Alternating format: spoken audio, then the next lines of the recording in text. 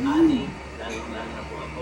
Sa naman sa mga ganitong biyaya kay San Isidro po. Kaya po ako gusto nagpapasalamat kay San Isidro. Mga kapanalig, pagkatapos ng prosesyon ay nagkaroon din ng misa alas 5 ng hapon. Mga kapanalig, naisin ng simbahang katolika na patuloy na mapahalagahan ang mga magsasaka, sino man at saan man. Mula dito sa bayan ng Infanta, lalawigan ng Quezon para sa Veritas 846, ang radyo ng simbahan. Ako ang inyong kapanalig sa Libautista, sumayin nyo ang katotohanan.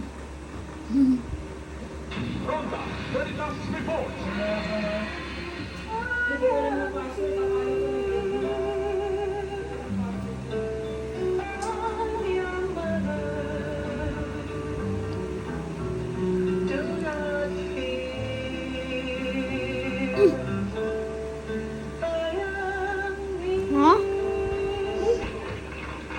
Yes, Father, panalangin nyo rin po patuloy ang mga magsasaka. Kami rin magsasaka nito sa June na Ate Ami. Boring. Katry ko pa rin magtanim. Literal po na kayo ay... Yes, Father. Sa Napang Nueva Ecija po ang sakahan namin. Nung araw po ba kayo nagsaka? Bata-bata pa ako, Father. Opo. Bata pa ako, pero may lola na. Pero itatry ko. Kasi po yung parents ko po, kahit pa paano may maliit na lupa, nagsasaka po talaga sila. Okay. Yung kanilang mga magulang ay magsasaka, sila nagsaka ng bata. Hindi lang po nakaabot sa akin.